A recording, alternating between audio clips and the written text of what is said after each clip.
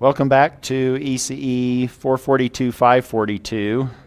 Homework number 7, I assume half of you have already completed that.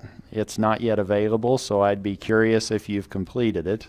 I need to get on that and make that available, but that's due on the 29th, which is, I think, in our last week of class. Our last time that we meet in the classroom is May 1st, and that's when your project is due if you're in 542. And if you haven't heard from me yet on your project, you may assume you can keep going in the direction that you have proposed. If you've changed things relative to how you had proposed them in deliverable 1, you might want to update that deliverable in deliverable box number 1. But otherwise, let's just assume that things are okay and move forward towards the end date, which is the 1st of May.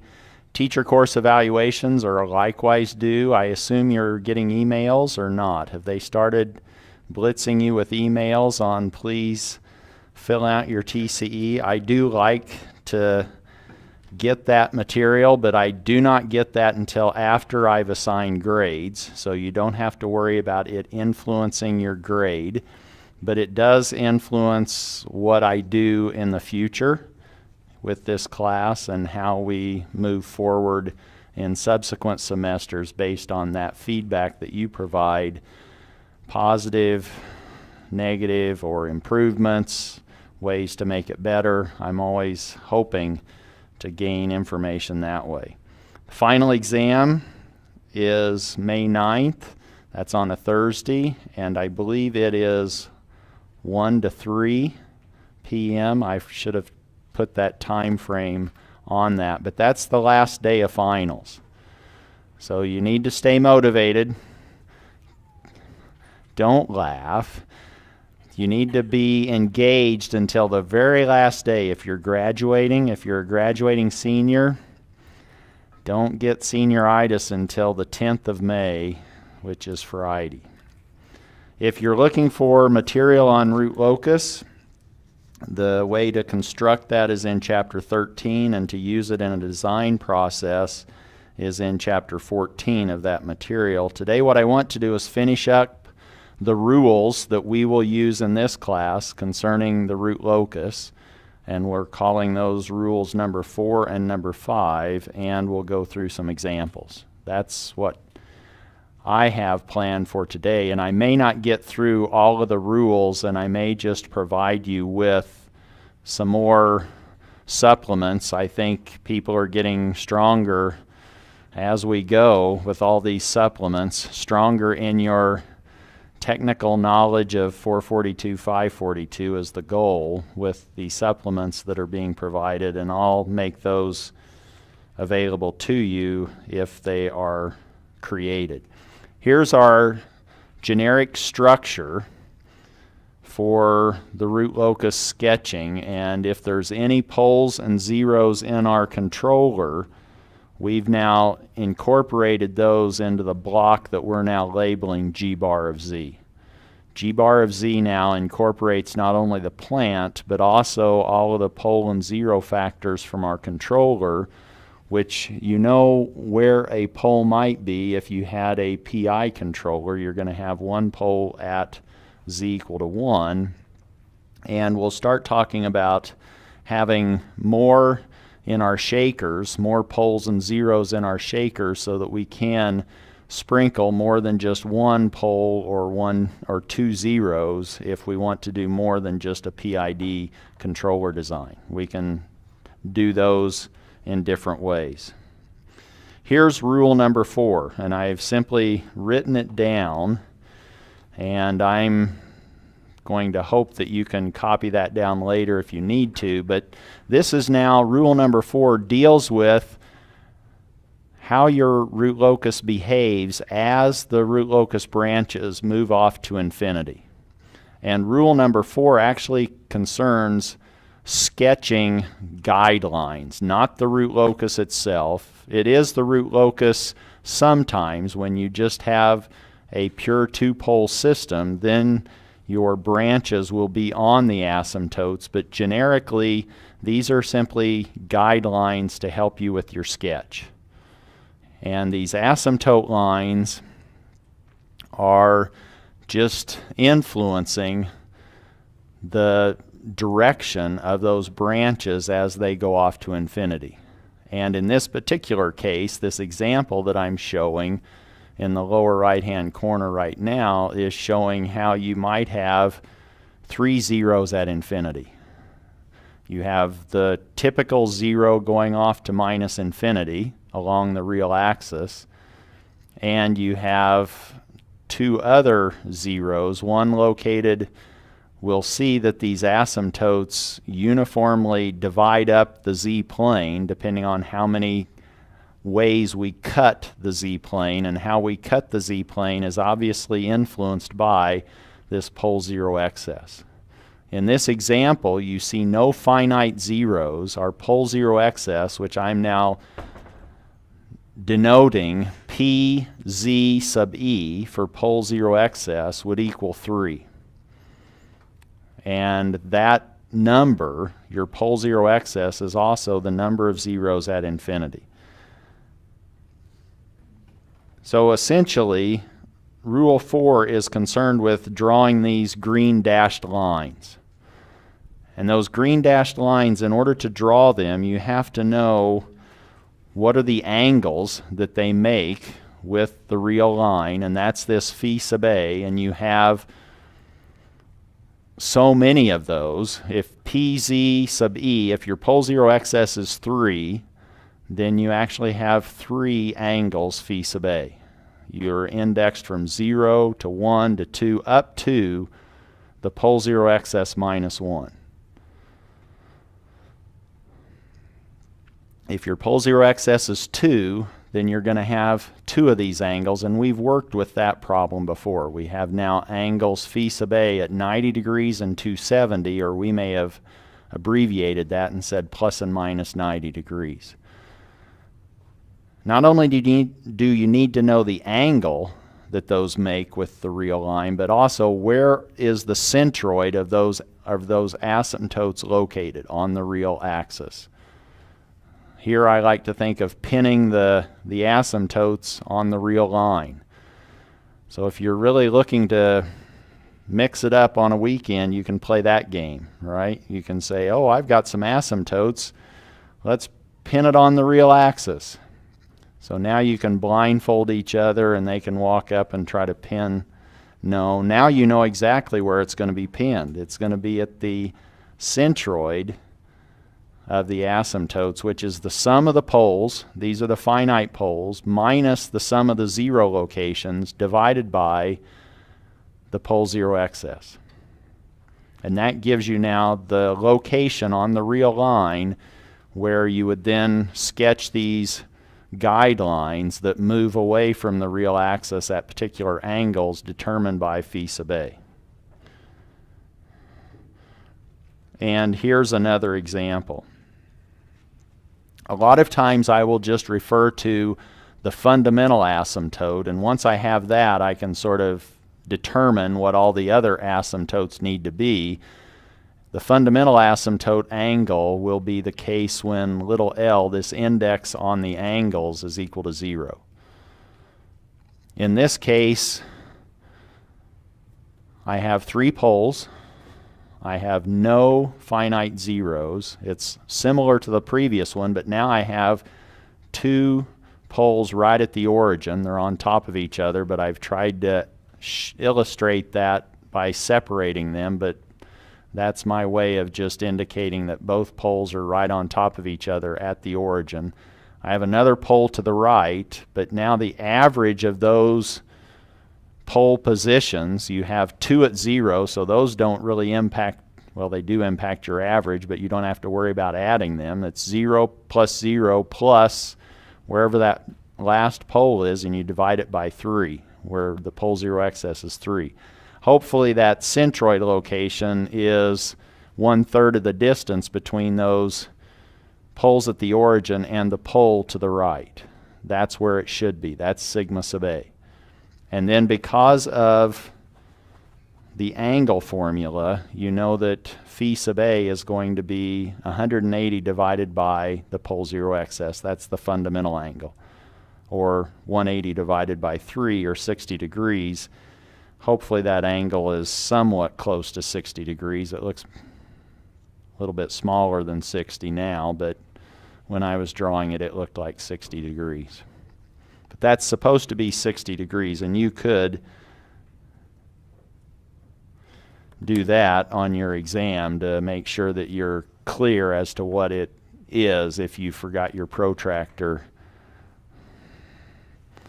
when you were preparing for the final exam.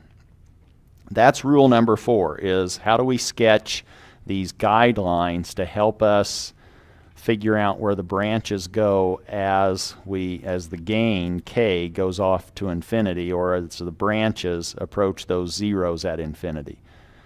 Rule number 5, it's easier to sort of do than to try to explain or write down, but this is now concerned with the direction of the root locus near complex poles and complex zeros. And it concerns, if we're at poles, we know that that's where we begin, so we're departing from the poles. The departure angle I'll label alpha sub d, d for departure, and we end up, our branches approach finite zeros. Now if we have finite zeros that are complex, the root locus branches are arriving at a particular angle that we're labeling alpha sub a for arrival. And those values for the departure angles and arrival angles are calculated using the phase angle condition. Here are 2 examples. The one on the left, I have 2 poles that are complex. The branches start on the poles and they have to exit. So now I'm interested in what angle in the, let's say in the first quadrant, what's the angle that root locus branch makes with the positive real axis? In this case, what is actually alpha sub d if you believe that red line was true? What's the angle, roughly? Somebody was trying to answer remotely. Somebody was calling in with the answer. What did they say on the call-in for this talk show? They don't know? Well, then what are they calling in for? They just thought the third caller got the prize, huh? We're not that liberal with our prizes. What's the angle? If you had to measure it, if you pulled out a protractor, if you pulled out your virtual reality goggles and said, what's the angle that red line in the first quadrant is making with the pole, what would you say?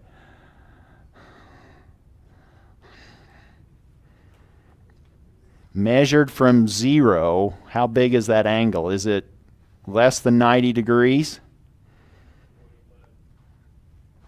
It has an acute angle associated with it of 45, but it's 45 degrees less than 180, is it not? So alpha sub d, if I went all the way to the red line, that alpha sub d would be 135 degrees. I've now drawn a hypothetical point next to the pole, an epsilon distance away, that I'm going to be using to try to calculate alpha sub d. That's what that epsilon means. I'm just going to put a point in the z-plane and say, oh, that's epsilon close. Well, if that point actually lives on the root locus, then the angle to that point better be such that the phase angle condition is true at that location, because any point on the root locus has to satisfy the phase angle condition. I've tried to fill in some answers then below that. The phase angle condition says that the angle that 0 makes to that point epsilon, and if I'm epsilon close to the pole, I can just call theta sub z the angle to the pole. So from the 0 to the pole, what's my angle? What's theta sub z in this picture? If the picture is drawn properly, what would you go ahead and assume that theta sub z equaled? Doesn't it kind of look like 45 degrees? So let's just say that theta sub z is now 45 degrees. What's the angle that the bottom pole makes to that point epsilon? And now I'm exaggerating that epsilon, but if it's epsilon close, where am I going relative to angle from that pole in the fourth quadrant to get to the pole at the first quadrant? I need to do my exercises, really? So I'm standing down here at the bottom in the fourth quadrant, and I need to look through that angle. What's that angle? 90 degrees. So theta sub p sub 1 is 90 degrees.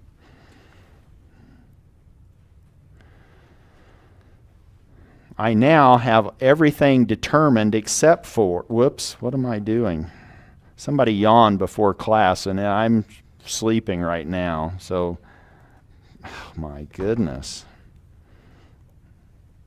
Actually, I had a class right before this that I was trying to guest lecture in. Trying is the key word. So if I don't have a voice at the end of class, that's why. I didn't do karaoke all weekend, like everybody wanted to know if I actually did.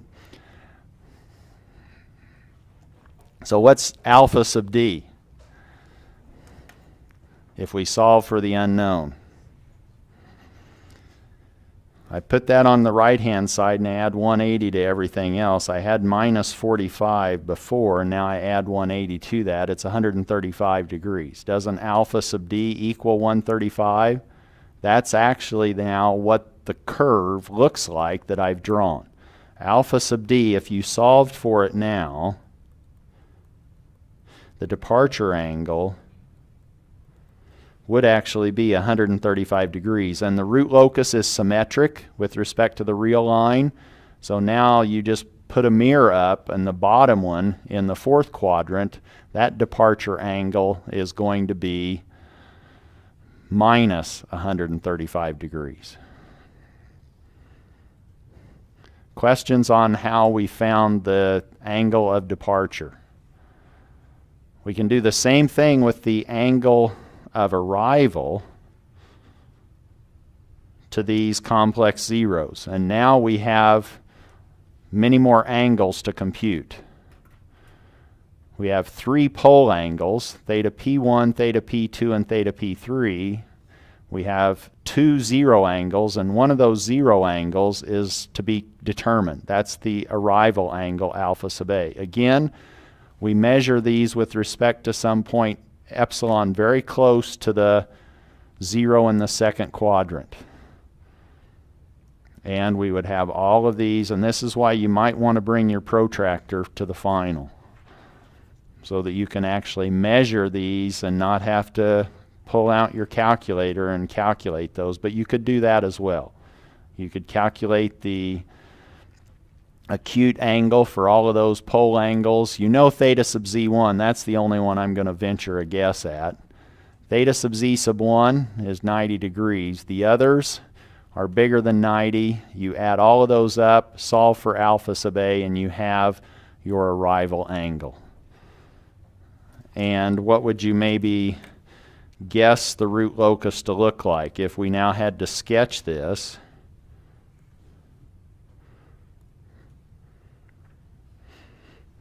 Oh boy, I shouldn't have started sketching this, because now I started thinking about French bread and now I'm hungry. What real line segments are on the root locus? Do I have any? Yes, I have several segments of the real axis identified. I now have a segment there and a segment there. What's my pole 0 excess? What's pz sub e? 3 minus 2? It's 1.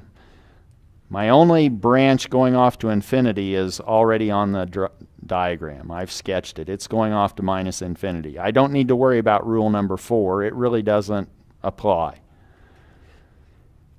Now what happens?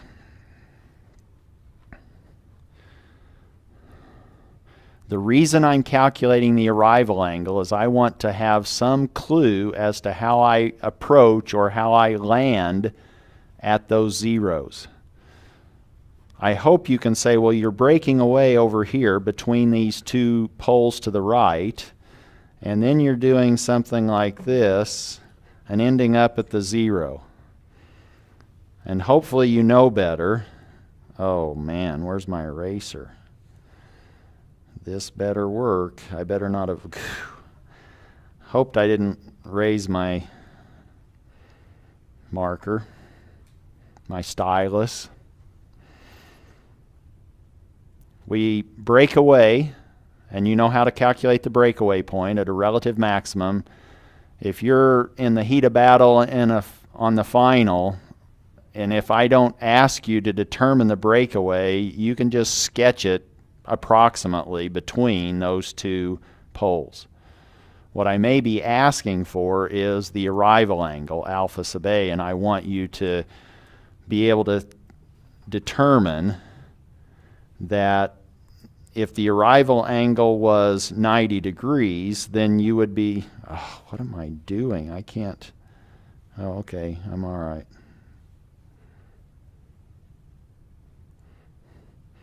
What did I say?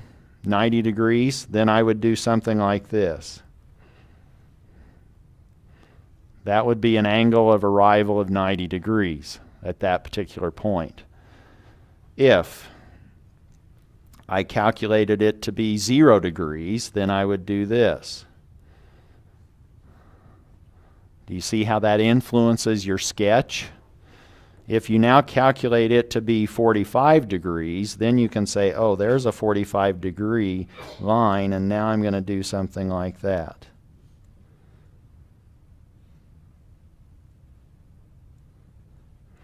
The purpose of calculating these angles is really to give me something to grade on the final, to be honest, but it kind of helps you understand what these root locus pictures need to look like. And you can check your work based on what's happening relative to MATLAB if you plug it into MATLAB. So let's look at the background behind rule number 4, and we'll do that via an example.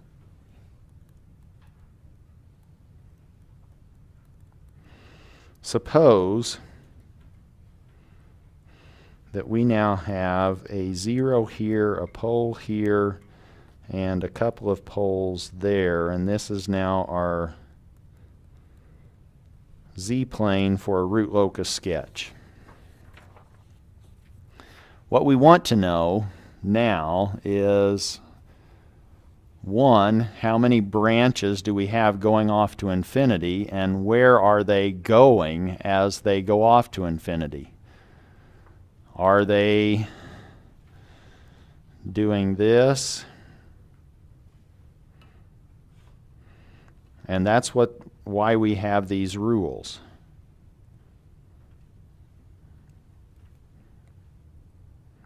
I'm not sure I want to be flirting with this, but I am. Are you kidding me? Okay. What do we have? What's the first thing you probably want to calculate? The pole 0 excess. And what we're trying to do is gain some insight into this process or where these come from. So let's just say, what if we were far away from this local behavior of 3 poles and a 0? So far away, what does this pattern look like? If we went to 30,000 feet, what would we be seeing in the z-plane, or effectively, what would we be seeing? So far away, what does the pole 0 pattern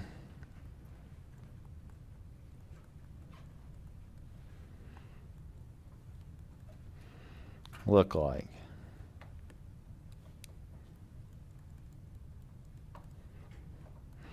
And if we want to get really cute, we can draw some eyes in those O's.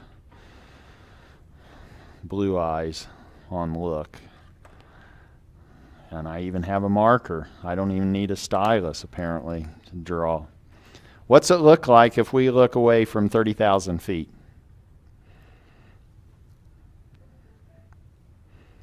What would it look like?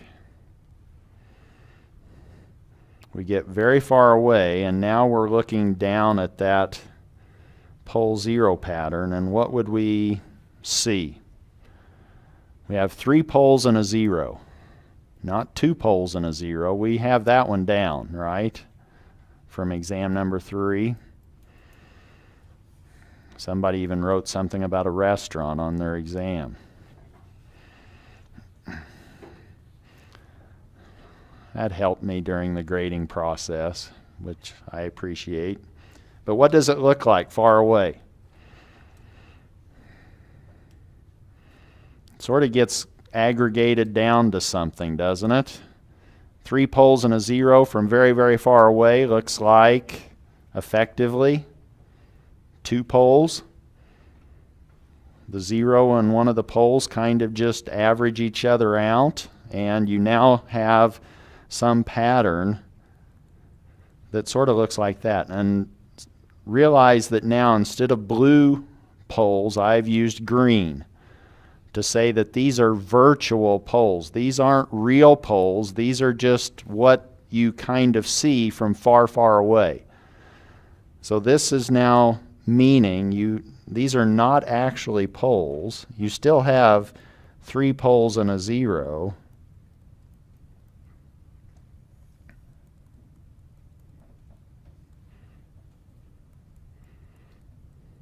But the behavior is like you just had 2 poles, and they're located somewhere. Where are they located? Well, they're located at the centroid of that aggregated collection of 3 poles and a 0.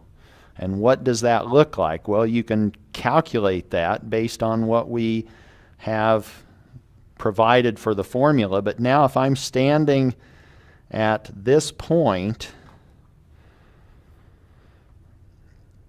and if that point is actually on the root locus, what has to be true?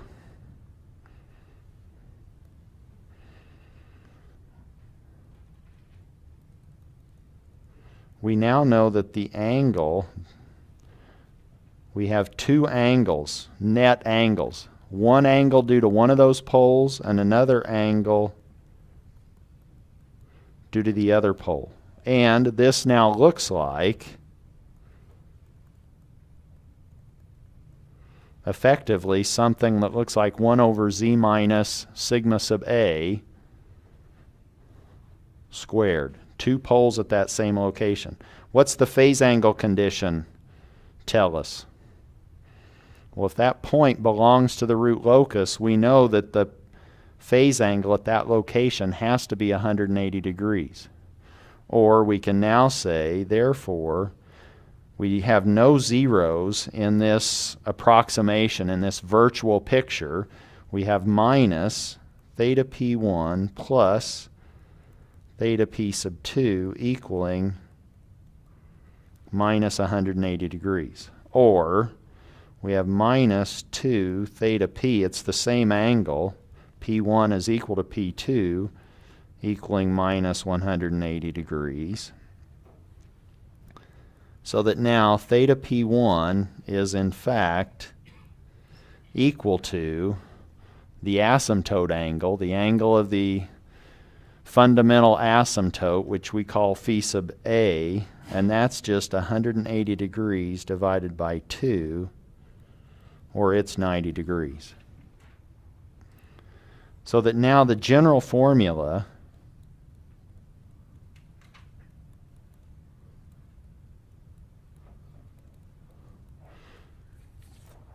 we can use sigma sub a is really the centroid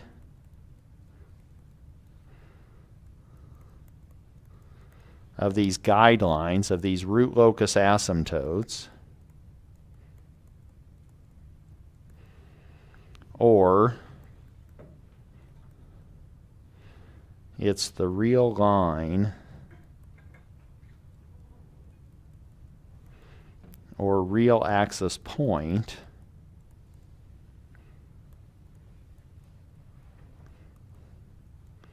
where these asymptotes are centered.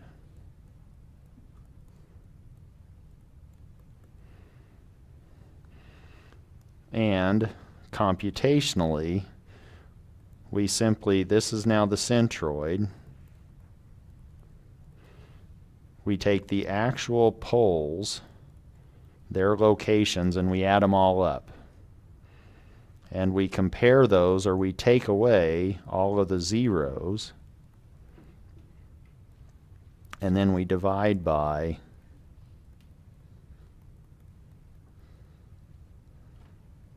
the pole zero excess.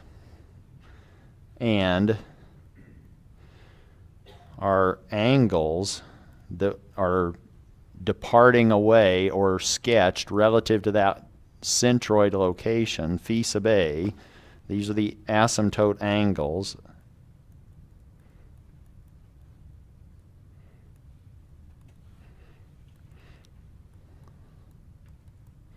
Are 2L plus 1 times 180 degrees, all divided by the pole zero excess.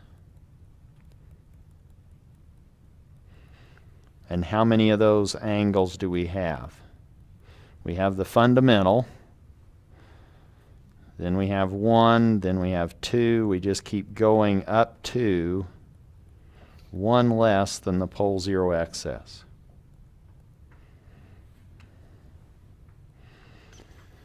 This is kind of not very exciting unless we had a physical example, so let's look at an example.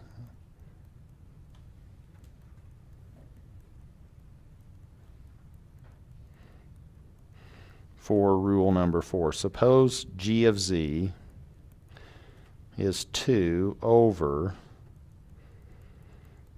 z plus 1/2 z minus 3/4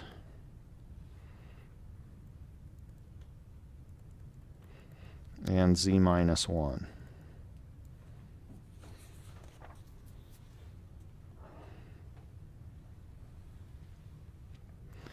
What's the first thing we probably want to think about or compute?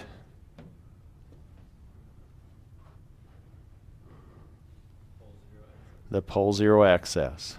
That's really something that we're keying in here. So now our pole zero excess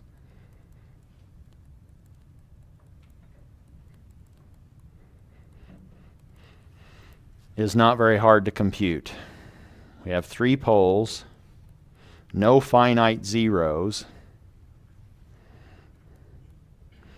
and now don't go home and tell your mom and dad that you learned how to take 0 away from 3, right? In your graduate, undergraduate class. Oh, my tech elective, we learned we did subtraction today. No, you can talk about pole zero excess. That'll impress them, right? So your pole zero excess is 3. What are the asymptote angles? And this simply numericalizes what we've just been putting on screen in the previous examples. Now phi sub a is this 2L plus 1 times 180 degrees divided by pz sub e for L equals 0, 1, up to 1 less than the pole zero excess. So if we needed to, we could compute phi sub a for all of these different values of L. We have phi sub a equaling 180 degrees divided by 3, which is 60 degrees, and that's for the case L equals 0. We could also say that we have L equal to 1, so that gives us now a multiplier of 3 in front of 180 in the numerator, divided by 3. Thankfully, the 3's cancel. We now have 180 degrees.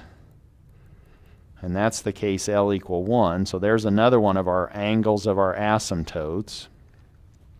And the last one is now L equal to 2, or this is now 5,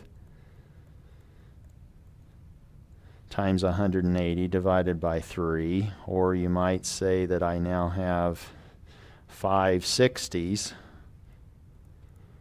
or this is now 300 degrees. And those angles better symmetrically divide your z-plane, and they do. Now there's 120 degrees between each of these asymptote angles. And we have this asymptote, I was going to say tail, but we have this asymptote. We now need to know where to pin it, right? Pin the asymptote on the real line. And where do we pin it? That's the centroid.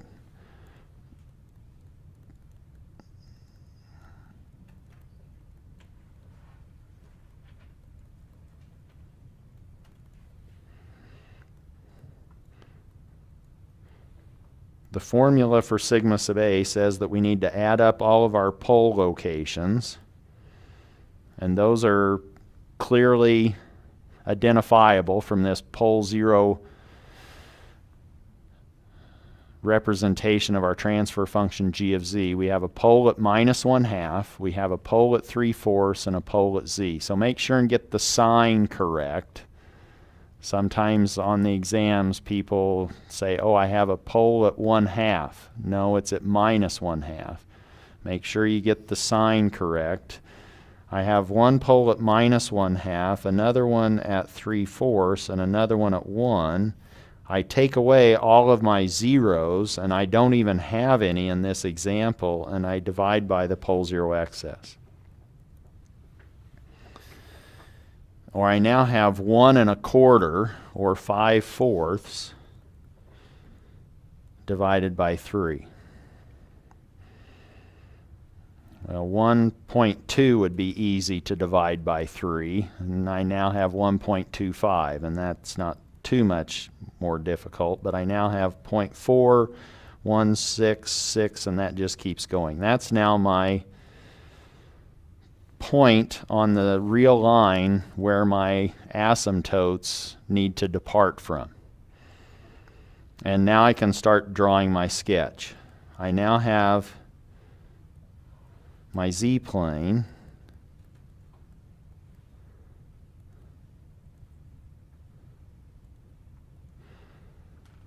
I had a pole at -1/2, a pole at 3/4, and a pole at 1.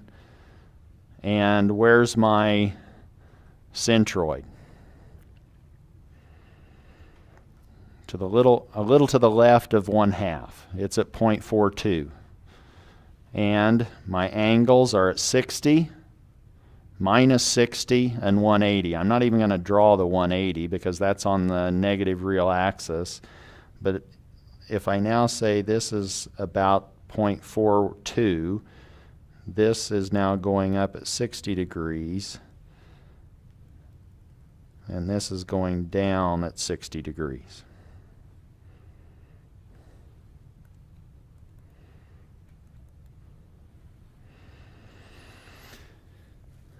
Does that help in my sketch for my root locus? Hopefully you are clear that that centroid point or centroid location does not correspond to the breakaway location. Do I have a breakaway? And now I need to pull out the knife again with the cutting board, right? Oh yeah, this is a weapons-free campus. I have to have a plastic knife to cut my French bread. So now I have splinters of bread everywhere, but I have sections. I have the root locus belonging to the line between 3/4 and 1. And the other piece is going from -1/2 to -infinity. And what else might I be interested in? Well, I might be interested in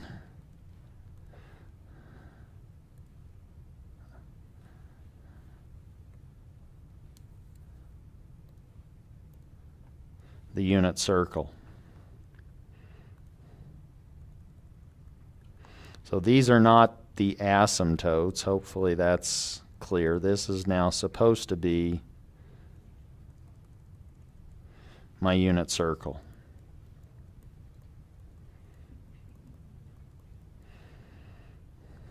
How do I proceed? What is my breakaway point?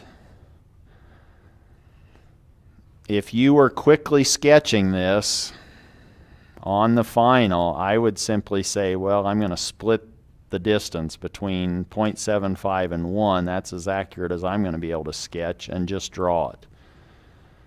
If I needed you to physically calculate, then how would you do that? How would you find the breakaway? I hope it's clear that it's between those 2 points, 0.75 and 1. We have 2 root locus branches on that one real line segment. This one's going there and that one's going there. If I wanted the breakaway point,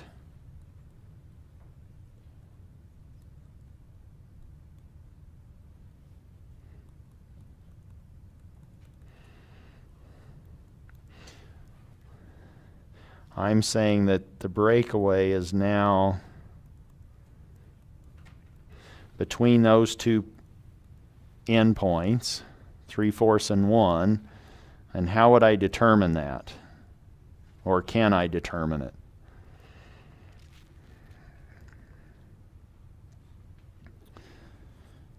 Is it the geometric mean? Theoretically, is it the geometric mean between 0.75 and 1? Is it the arithmetic mean? I don't even know how I'd calculate the geometric mean the way we have been calculating it, because that was based on a 0, wasn't it? That was 2 poles walk into a restaurant with a 0, and we have no zeros. These asymptote lines better tell us that we have branches of our root locus going off to infinity. 3 of those are actually going off to infinity. One's going at 60 degrees, one's going at -60, the other one's going off to at -180. How do we find, or can we find, do we just plug it into MATLAB? Probably, but on the final you're not going to have MATLAB. So now what do we do? Could you set up the expression? Yes. Could you set up an expression for k in terms of z and then set the derivative equal to 0? Yes. So now we need to find where the answer was. Can you find an expression for k in terms of z, take the derivative of that expression with respect to z and set it equal to 0 to find a relative? And which relative are we looking for? A cousin, a aunt, a relative max and a relative min. Which one of those two? Between 2 poles, what's happening? Can you envision what happens as you increase the gain k? You're starting at 0, you're getting bigger, and when they hit each other, that's the biggest k value you're going to experience on that segment of the real line. So that's a relative max. Probably I wouldn't want to, well, this one wouldn't be too bad to differentiate because everything's in the numerator. And it's a cubic, so and it's a polynomial. So I could differentiate that if I wanted. That wouldn't be too bad, and I would have a quadratic to solve for those values. I could do it numerically. I could put an absolute ABS around f1, some function, and here are my three different pole factors, x plus a half, x minus 3/4, and x minus 1 divided by 2. And now I've put the window such that I only see the real line between 3/4 and 1. And you can see this parabolic shape, this quadratic shape between 3/4 and 1. It better be 0 at that location. And this ordered pair is actually the location of the maximum. The first piece is the value of z where the maximum occurs, which is 0.881, and this is the relative maximum value of k. It's not very big. It only takes us to get up to 0.011, and we've now collided on the real line with our two poles that are approaching each other, and they're almost at the average space between them, 0.88. That's pretty close to 0.125 plus or minus 0.75 or minus from 1. So it's not too far away from the average distance between those.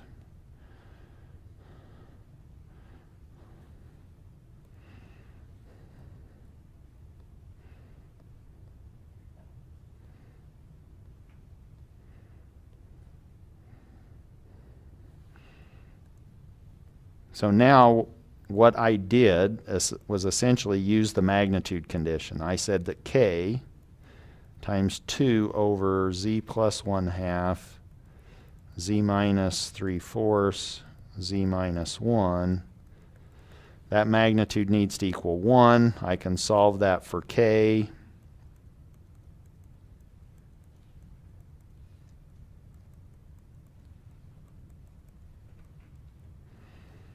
And doing that, I found that I actually have a relative max of k at z equal 0.881. And the value of k, do I want to label that?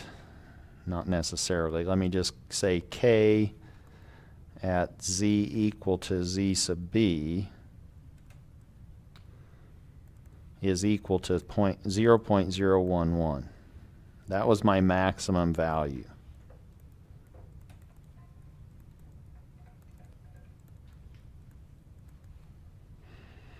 And I can now go back and draw that in. And what happens here? Now I know once I break away,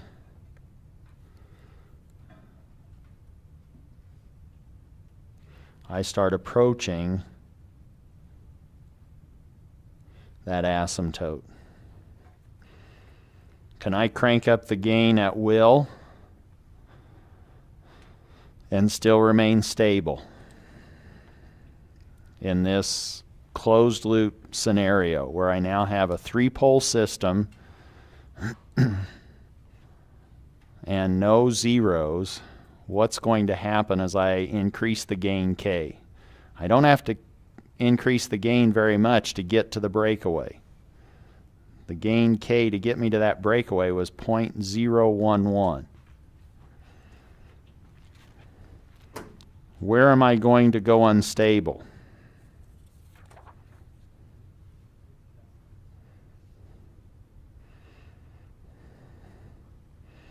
Do you have any ideas? Outside the unit circle. So now I can, if I wanted to, suppose that I said, well, right there is a stability boundary point, as is this location. And if I were grading the exam or grading this on the final, somebody would draw some shape at z equal to 1, and they would try to calculate the gain k at that location and say, oh, there's a location of stability. Even if that pole was at 0.9, They would say, oh, I need to evaluate that at z equal to 1. It's not always going to be those extreme points, z equal to 1 and z equal to minus 1. Those won't always be useful in determining stability. Well, the quickest one to compute would be the value of z at, or the value of k at z equal to minus 1. I already have my formula for k, and I can plug in minus 1 pretty easily for that. So let me just do that. Let me just look at, so now what we're doing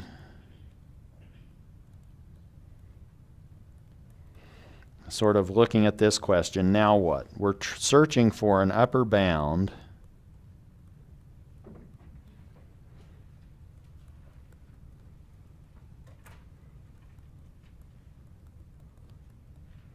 on k for stability. And one possibility might be when k is equal to minus 1. And we can plug that value in, and we can now say that we have minus 1 minus 1/2, minus 1, whoops, that was minus 1 plus 1/2, minus 1 minus 3/4, minus 1 minus 1, all over 2. And you could get out your ruler and measure those distances, right, between those poles and that box. So the first one is just a distance of 1/2. The other one is a distance of 1 3/4, and the other one is a distance of 2. And we need to divide those distances by 2, or now we have 1/2, 1 3/4, 2, and 2. A couple of those 2's cancel. I don't care which ones you cancel, and we're left with 1 downstairs, and we're ending up with 7/8, or 0.875, 0.75 plus 0.125. So we don't have to crank up k very much to get zipping beyond the unit circle to the left. Now what we might want to do is compare that with the gain to get us to the triangle. We're really trying to say, do we get to the triangle first, or do we get to the square first? That's really all we're trying to determine at this point. And if we've sketched this somewhat accurately, we could probably eyeball that triangle in terms of the z-plane. Where is it physically? It's a little to the right of 0.88, the way I've sketched it. The breakaway was at 0.88, and now how high are we? I'm sorry. How far up on the vertical axis in the z-plane are we? Don't tell me the other answer. I was talking to a student, and she was working with hemp products, and I said, that explains it. No, never mind. You never know what's going to happen, do you, in this class? That's why we had more than 17 show up today. Yeah, we have a record. Thank you for being here. So what are we doing? Besides talking about high on the z-plane, you can be high on the z-plane. It's a very important plane. Oh, gosh. So now we're looking for, and what is z delta? Let's just eyeball that and say that it was 0.9 plus j, I don't know, you be the judge. J4, when I was drawing this earlier or looking at it, I actually must have been high. I saw 0.43 for j. But now you can plug that into this expression, z minus, Well, that is one of them. Z plus 1/2, Z minus 3/4, Z minus 1 all over 2 for this complex value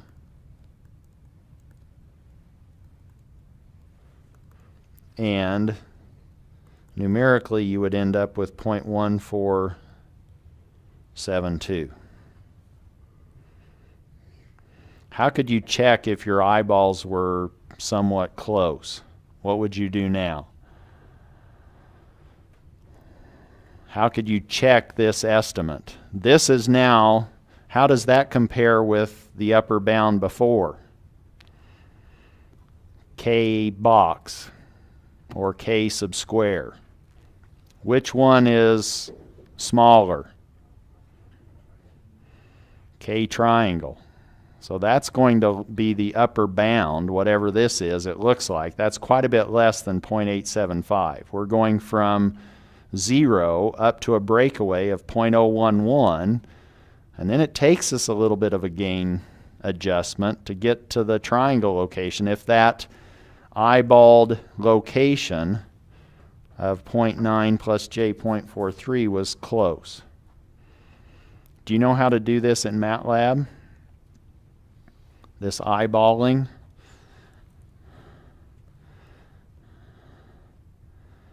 Oh, there's the evaluation. How did I pick? Oh, I picked that because I did the following. Here I entered in MATLAB the poles in the, I have no finite zero, so my numerator is 2, and there's my transfer function. And I actually, in MATLAB, it will allow you to generate a transfer function without knowing what the sample period is, what capital T is. You just say, oh, the placeholder for T, capital T, I'm going to just say -1. And that tells MATLAB, oh, you don't have a sample period selected. I now have a numerator, a denominator in my transfer function and -1 for my sample period. This is my sample period T.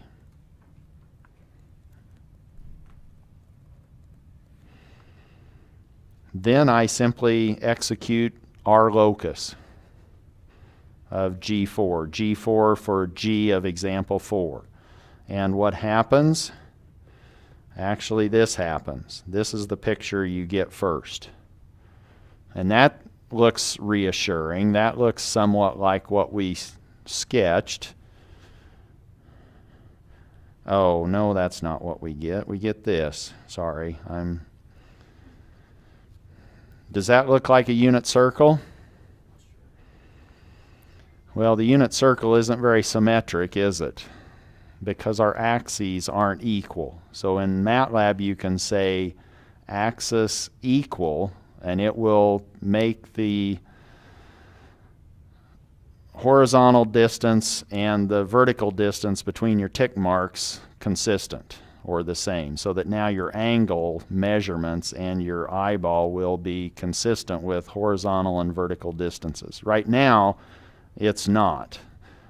But if you now said, oh, if you issued a command like G input to MATLAB 1 saying I want to find one point on this plane, you can now issue the command G input and you scroll your mouse over that plot and you'll get crosshairs.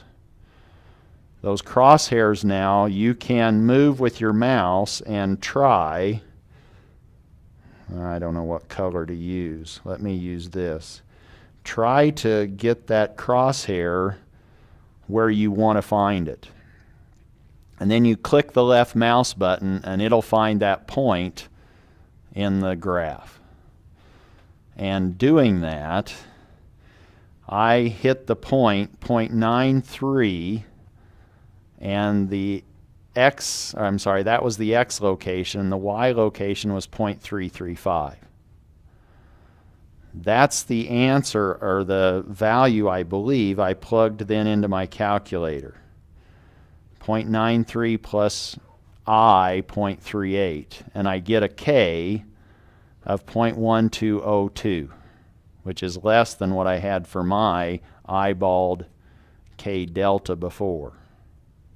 So the gain to get me to that delta location based on this use of MATLAB and a calculator tells me I need to back off on the gain if I'm going to stay stable. But even if we picked this K delta of 0.142, how would we check to see whether or not it led to poles inside or outside the unit circle? Can we calculate that based on this information? What information we have? Now we've forgotten that we had MATLAB open, and now we want to say, how do we check whether or not this gain value will give us a stable or unstable value? What determines stability?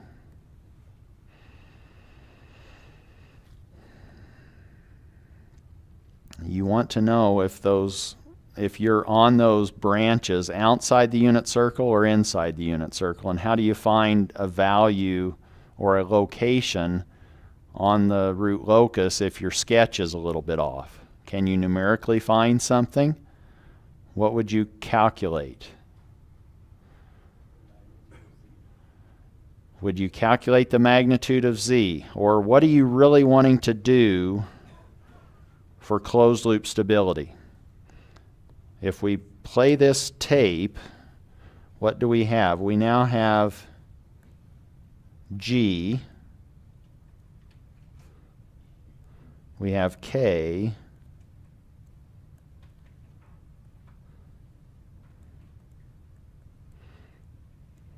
so if you're on an interview and you're having to answer a question, take time to sketch. Give yourself time to process. This is now what we have. G is this three-pole system. K is what we want to pick. And now I'm asking, can we determine if that gives us a stable result? And how would we do that? We would look at our closed loop poles, wouldn't we? And we can do that from this block diagram. We know that T sub C of Z is Kg over 1 plus Kg. So now our closed loop poles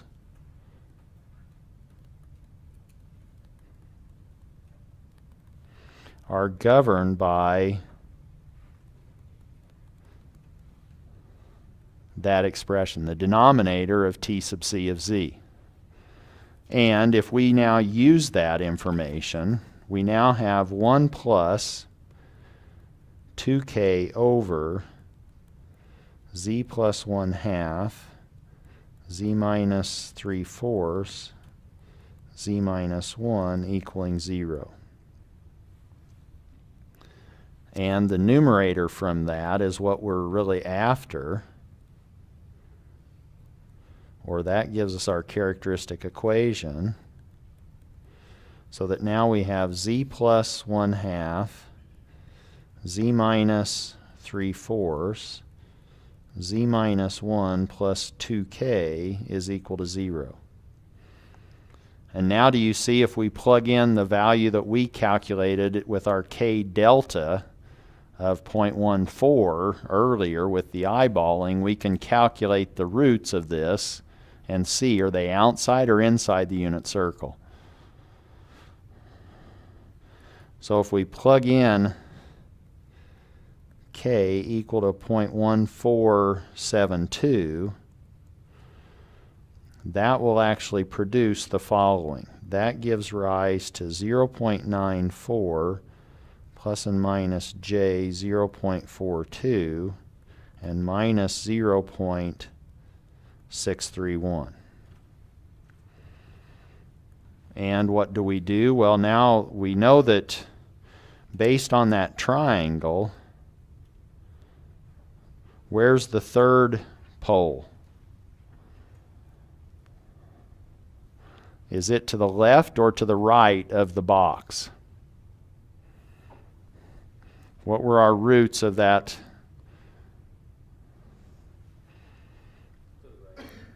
It's to the right of the box. It's to the left of the pole. That's good. It's minus 0.63, so it's not very far towards that box. We now have that when we're at the edge of stability for the other case, where we're now on those two branches at the triangle. Or we now have, if we wanted to determine, we know the 1 has a magnitude less than 1, but this magnitude, if you actually calculate it, is 1.03. So we've gone unstable with that gain of 0.147. So we'd back off on that if we needed to. What if we wanted to stabilize this system? Do we have any hope of stabilizing it? Now that we've identified that at that K triangle, the third pole is inside the unit circle, we can back off that gain and be a little bit to the right of that triangle with our third pole.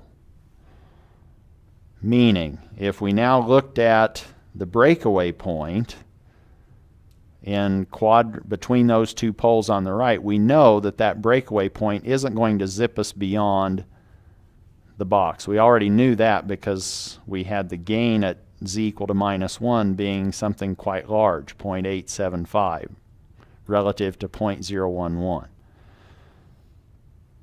But now suppose we picked k equal to that.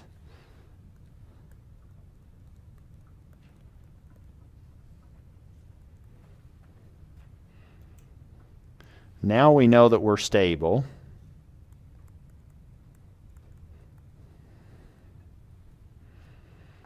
And we're well inside the upper bound. So now let's suppose we pick k of that value. Oh, I don't know what I'm doing.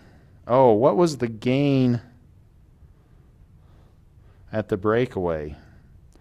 I started falling asleep again, didn't I? It was not 0.11, was it? 0.011. Wow, so 0.11, is that even going to be stable? We'd need to check again, wouldn't we?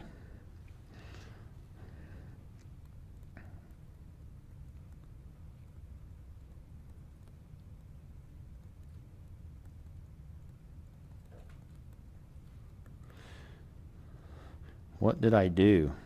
Suppose we now, so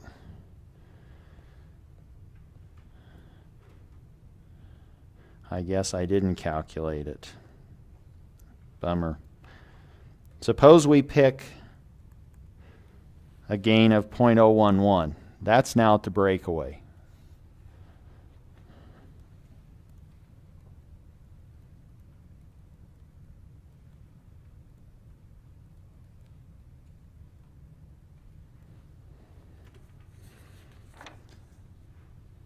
What kind of closed loop poles will we have? Complex, real, combination? Suppose k is 0.011. We now have 2 right at the breakaway, so that we're assuming those are real because we're not beyond the breakaway gain value. So we have at least 2 that are real, and what's the third one? It's real. It's always stuck on the real line. So now if we suppose k is 0.011 to produce 3 real poles.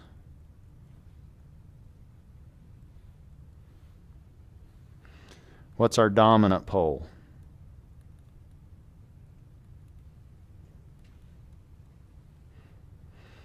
If I now wanted you to answer problem 4 on the third exam, what would you do?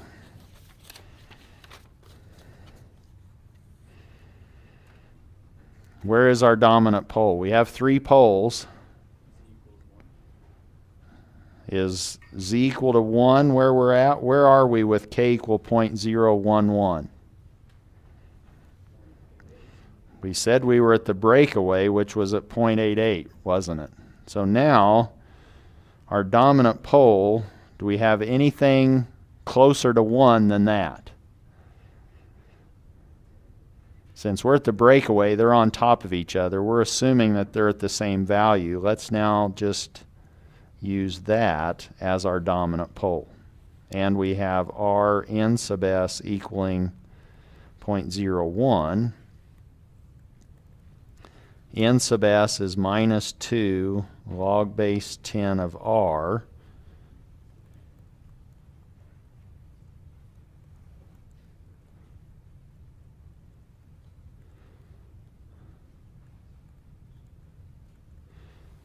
A little bit more than 36, so we have to do what?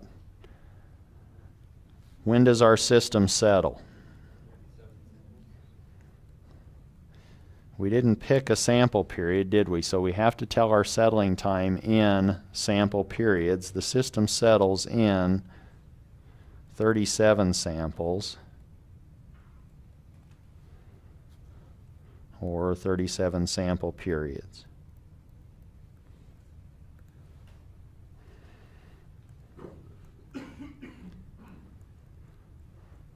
Is that too slow? That depends, doesn't it? If it is too slow, maybe we can pick a more elaborate controller than what we have been picking. We've only done a proportional gain controller, a PI controller. Now let's introduce a PID controller to put some additional zeros. And now what's our PID controller going to look like? What am I calling it? D or C? C of Z as our controller.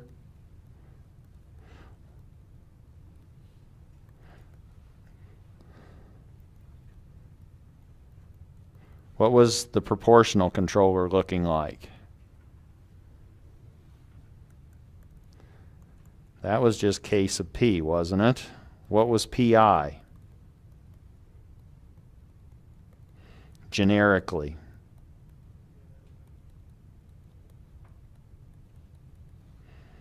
Didn't it look like that?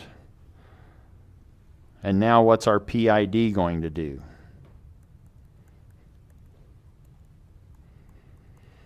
Now we're going to actually introduce some additional zero factors.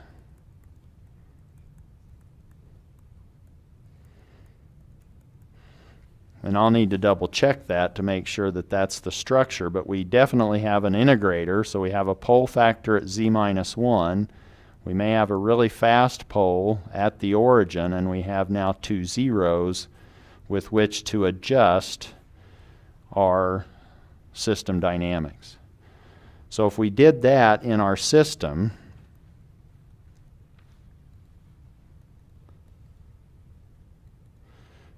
here's our system, and what did we now just say? We said we have another pole here, another pole here, and two zeros. Woo! This may not be such a good thing, huh? So now if we had our two zeros and we did it here, what would our root locus look like now?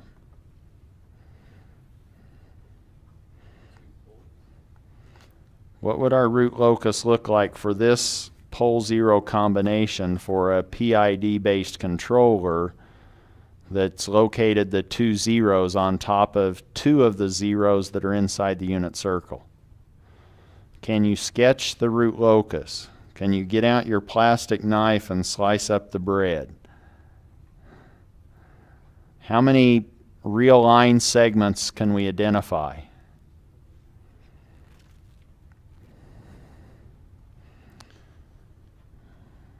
Remember our virtual reality goggles. Bless you. What do we have relative to the X and the O? Nothing. Those are gone. We now have two poles on top of each other at 1 and another pole at minus 1/2. Do we have a real axis segment between 1 and infinity? Do we have a real axis segment between 1 and minus 1/2?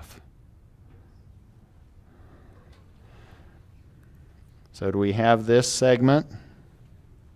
How many poles and zeros are to the right of that, any point in that red line there? Hopefully you see there's an even number or 2. So there's nothing there. This one is going here, and do you see now why I said ooh? What's the pole 0 excess?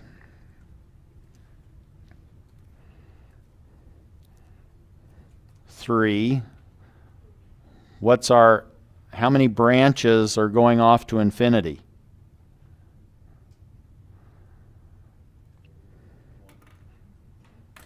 What's our pole 0 excess? 3. How many branches are going off to infinity? 3. What are the angles of those 3 branches? One is 180. The other 60 and minus 60. So these two start at 1 and are going to go off here and here. That's why you heard me say ooh. So this isn't going to be stable ever. So we may have to think of another strategy, and we'll pick up at that point. I know I hate to leave you in such suspense, but we will, and we'll figure out what's happening next time.